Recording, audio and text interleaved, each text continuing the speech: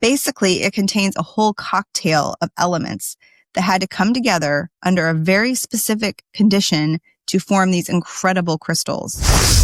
Welcome to the Crystal Library, a pocket-sized portal into the magical, mysterious, and sometimes misunderstood world of crystals. I'm your host, Ashleigh, and each week I'll guide you as we explore one enchanting stone, its history, lore, healing properties, and one easy way to invite its magic into your everyday life. Whether you're crystal curious or deep into the woo, this is your space to learn, explore, and expand your connection to the mineral realm, one glittering gem at a time. So let's open the library and see which crystal wants to speak today. Hey there, crystal lovers. Welcome back to Big Crystal Energy. I am Ashleigh, your favorite kooky spooky host. And I'm so glad you're here with me today because we're diving in to one of the most visually stunning stones I've ever come across. And trust me, once you see this one, you'll understand why it's called the Gateway to the Stars. I actually don't own any of this particular stone, which is kind of a bummer, but what I decided to do is just wear some sparkly skeleton earrings that kind of remind me of the stone. Anyway, today we're talking about Astrophyllite. And yes, I had to practice saying it a few times. Astrophyllite. It's one of those stones that just stopped me in my tracks the first time I saw it, and I knew I had to learn more about it. So grab your favorite cozy beverage, get comfortable, and let's explore this cosmic beauty together. And since we're in the thick of Samhain season, I'm going to show you how this stone can be an incredible ally as we prepare to honor the thinning veil between worlds. So let's get into it. Okay, so first things first. What does this stone actually look like? Because honestly, that's what draws most people to it. Imagine looking at a stone and seeing what looks like a frozen burst of golden fireworks, or like someone captured starlight mid-explosion and trapped it in rock. That's Astrophyllite. It has these radiating blade-like structures that shoot out from a central point, creating this star or snowflake pattern. The colors you'll find in Astrophyllite are absolutely stunning. Golden, yellow, bronze, red, brown, greenish brown, or like a golden brown. And all of them have this incredible metallic or pearly sheen. When light hits it just right, it's absolutely mesmerizing. Sometimes those blades look like they're glowing from within. And that is why I wanted this stone to be part of the Crystal Library Season of the Witch series.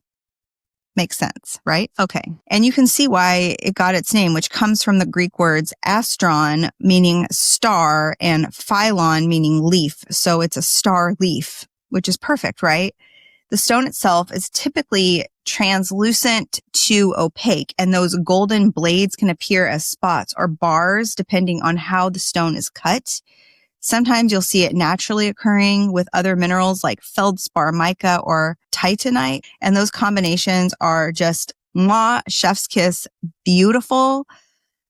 Now let's talk about what this stone actually is, because I find the science behind crystals just as fascinating as the metaphysical properties. Astrophyllite is a pretty rare mineral, and I mean actually rare, not just marketing rare. It's a complex potassium, sodium, iron, titanium silicate. Basically, it contains a whole cocktail of elements that had to come together under a very specific condition to form these incredible crystals. It forms in what are called igneous rocks. So we're talking about stone that formed from cooled magma or lava, specifically in cracks and cavities where mineral-rich fluids could flow through.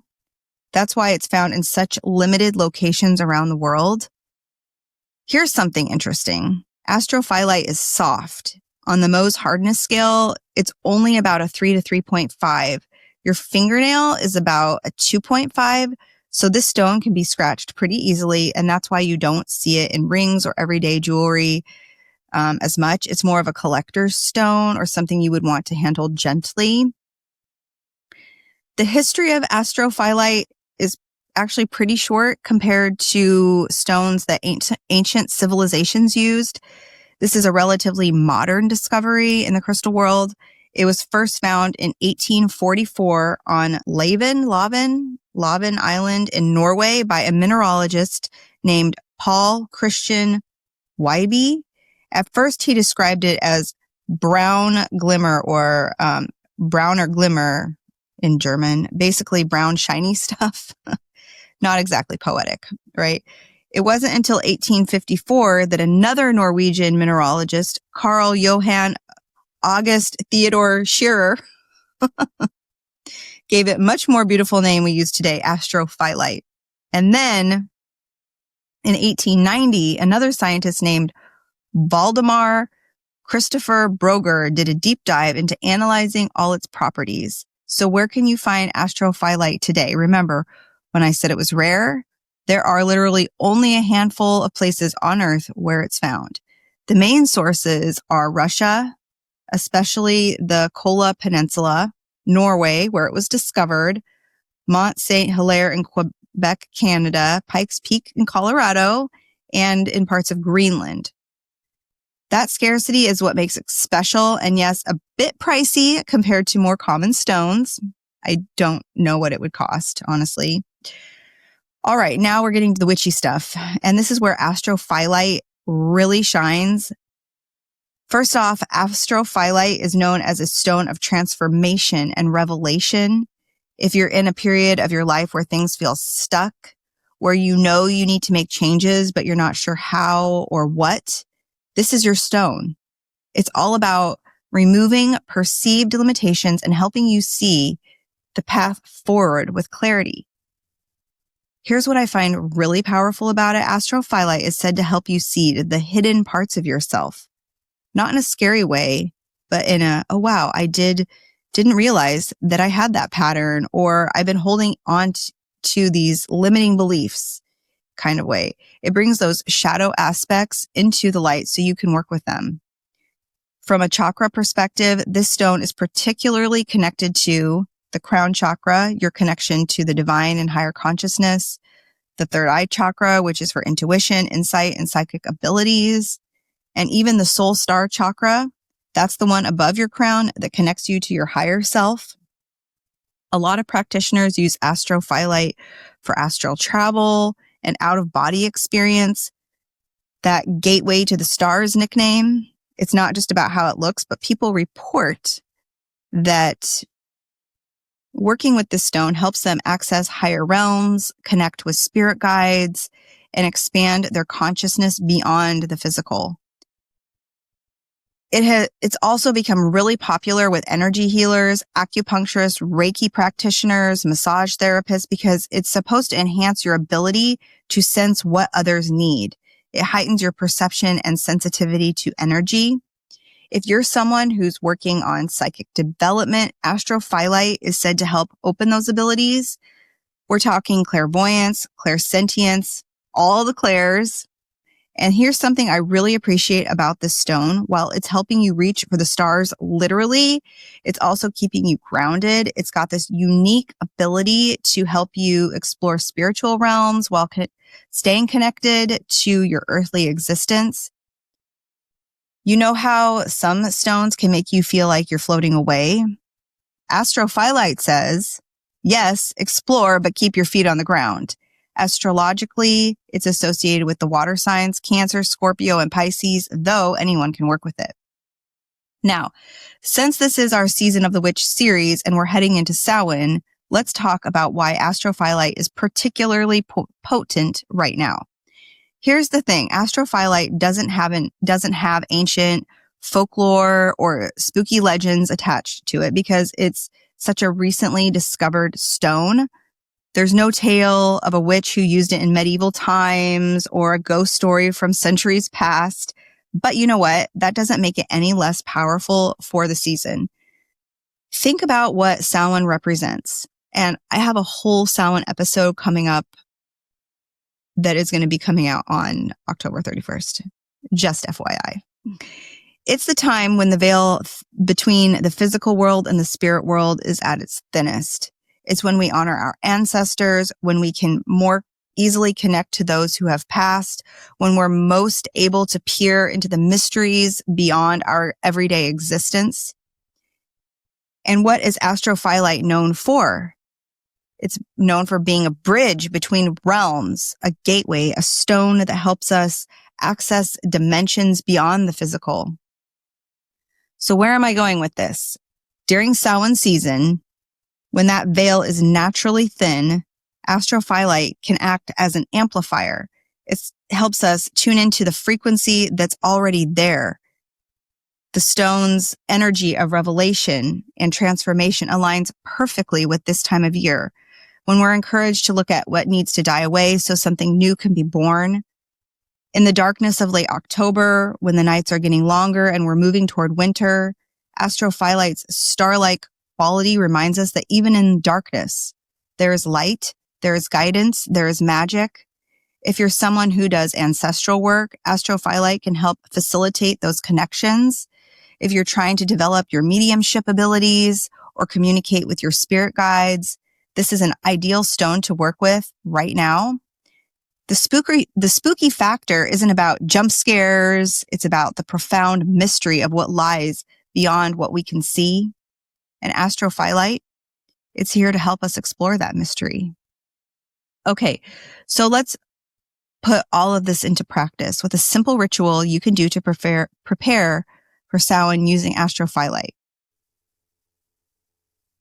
Your Astrophyllite stone, tumbled, raw, whatever you have. If you don't have a piece, maybe swing by a crystal shop. Honestly, today, my family and I are going to be driving up to go to this strike that we are participating in for my 9-to-5 job. There's this amazing crystal shop on the way, and there's even one up in the town where we're going. So I might, if I can convince my family to head up there and get a small tumbled piece of Astrophyllite if they have it, because I probably can't afford a big piece. So what you'll need, your Astrophyllite not stoned. Oh my gosh, you guys. I mean, you could be stoned when you do the ritual, but you don't have to be. I probably would not be. You'll need a black or white candle. You could use incense like mugwort, sandalwood, or frankincense, which are some of my favorite incenses. Or you could use, like, if you have loose incense, you could burn that as well. And you just need a quiet space where you won't be disturbed, which is always very challenging in my house. So find a comfortable place to sit. If you're doing this at night by candlelight, even better, but do what works for you. Maybe just dim the lights in the room where you're at. Hold your Astrophyllite in your non-dominant hand. That's the hand that receives energy, and take a few deep breaths. Feel the weight of the stone. Look at those starbursts within it. Light your candle, and as you do, say something like, as the veil grows thin, I open myself to receive. I honor those who came before. I welcome their wisdom and guidance. Now, gaze at your Astrophyllite. Let your eyes soften, almost like you're looking through the stone rather than at it. Visualize those golden rays extending out from the stone, reaching toward the spirit realm, creating pathways of light. Ask yourself, what do I need to release before Samhain? What old patterns, beliefs, or energies am I ready to let die with the old year? Sit with this question for a few minutes. Don't force answers. Just stay open and see what comes. Then shift your focus. What guidance do my ancestors or spirit guides have for me during this time? Again, just listen. You might get words, images, feelings, or nothing at all, and that's okay. Sometimes the message comes later.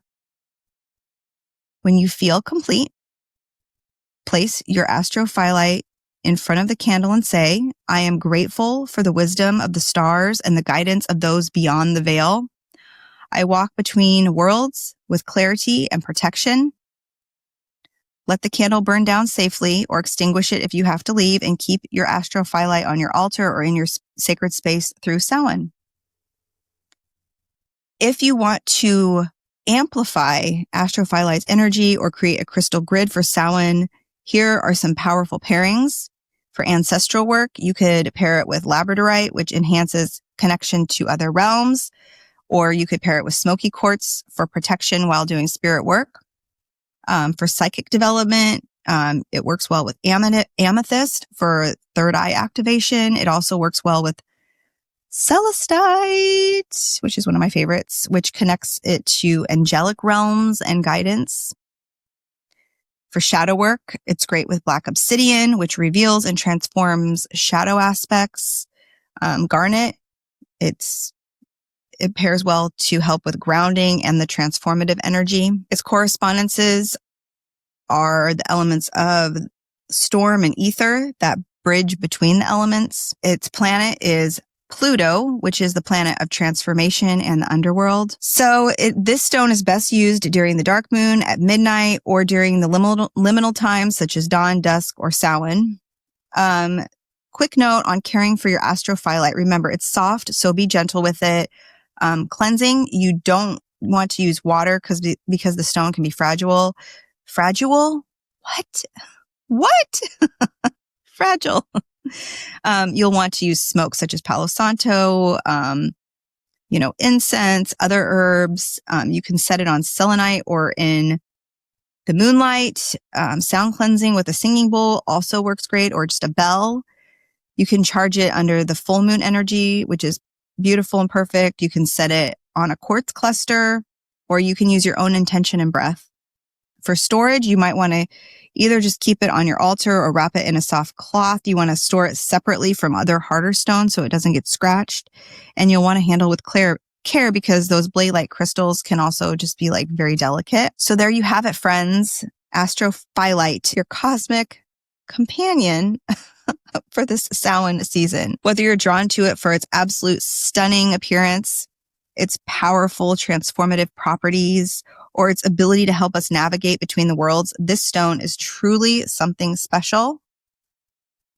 I hope this episode has given you some insight into working with astrophyllite and has maybe inspired you to either add it to your collection or work with it in a new way if you already have some. As we head deeper into this season of darkness and magic, remember that you have all the tools you need, including these beautiful stones from the earth, to explore the mysteries that call to you. Thank you so much for learning with me today. If you enjoyed this episode, please share it with your friends. And don't forget to leave a review. It really helps other people find the podcast. Until next time, stay magical, stay curious, and keep that big crystal energy flowing. Blessed Samhain, everyone. Bye. Thank you for visiting the Crystal Library. I hope today's stone offered just the magic you needed. If you loved this episode, share it with your favorite mystic and tag me on Instagram at mystical.mama.ash or at Big Crystal Energy Podcast. And if you're feeling generous, leave a 5-star rating and review. It helps this magic reach more curious souls. Until next time, keep your crystals close and your intuition closer.